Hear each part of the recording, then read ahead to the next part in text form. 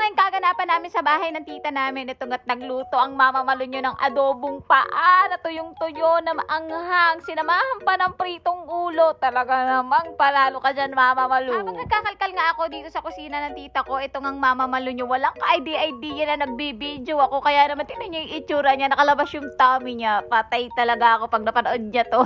Sa totoo lang mga day, nahihiya akong mag-video dyan dahil una sa lahat, hindi tayo vlogger. Nagpipiling vlogger lang tayo. Ganun. Pero syempre, kumikita naman tayo sa ginagawa natin mga day. Hindi nga lang ganun kalaki. Pero syempre, kakagatin mo na. Nasa bahay ka lang, wala kang ginagawa. Eh di mag-video ka na para kang tanga dyan. Chares. Ano ba mga day, sa totoo lang, sobrang idol ko yung may-ari ng bahay na to. Itong tita namin na to. Dahil sobrang humble niya. Talaga namang hindi mo siya makikitaan na kahit anong kayabangan sa buhay. Ako lang talaga ang may yabang. Chares.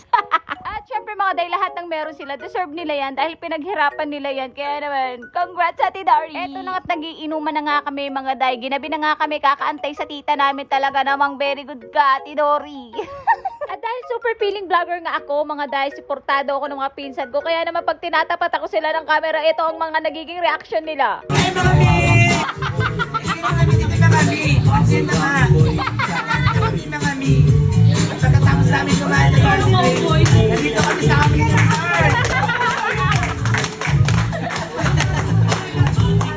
At sobrang napasarap na nga ang inuman namin dyan. Ayan nga yung tita ko, yung nakaputi. Yan ang may-ari ng Doris Grill House. Sino magsasabi na may-ari siya ng Doris Grill House? Chares!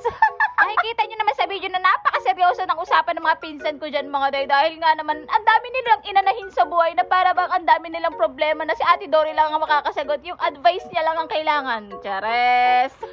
Alam nyo ba mga day, kaya ganyan kaming lahat sa tita namin na yan. Dahil mga day, pag humingi ka ng advice dyan, tama ka man o mali ka man, may makukuha kang matinong sagot sa kanya na hindi kanya i-judge na para kang masamang tao. Chares!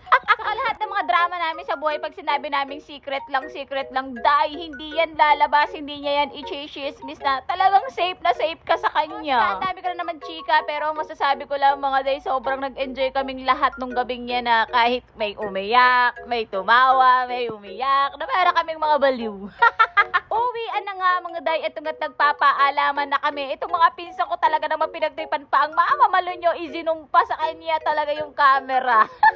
Sobrang nahagard nga ang mama Malu nyo sa amin mga day dahil nga siya ang nag-asikaso sa amin na para bang anak niya kaming lahat. Mama Malu, walang katapusang mama Malu. Dahil dyan, thank you mama Malu. So sobrang enjoy nga namin mga day, halos lahat kami nalasing kaya lahat kami umiyak eh. Hindi na lang talaga kasama ko si Sisi Pawi dahil wala talagang mag-aalalay sa akin mga day dahil ang Papa Sandro nyo tulog nga sa sasakyan. Fast forward nga mga day, sobrang perfect ng niluto ni Ate Missy nyo. Nagluto siya ng nilaga tapos asawa namin patis na may sili. Talaga naman tanggal lang ang hover namin tapos may malamig na coke pa. Ay talaga naman. Habang kumakain nga kami dyan mga day, ito nga si Kuya Kenneth nyo. Ang dami na naman pinaplano na para bang ayaw kaming pauwiin na naman. Dahil uuwi na nga kami pagtapos namin kumain mga day, dumali na naman ang Kuya Kenneth nyo. Talaga namang nagdesisyon na naman sa buhay namin na sabi niya wag muna daw kaming umuwi at ihahatid niya raw kami. At dahil nga pala desisyon ng Kuya Kenneth nyo, wala kaming nagawa, hindi kami umuwi hanggang sa inatid niya kami. Salamat! Yung na nga kami nakarating sa bahay mga day, syempre ito na naman sila, dumali na naman ang inom na para bang hindi ako nalasing nung isang araw at meron na namang alak na nakaharap sa harapan ko.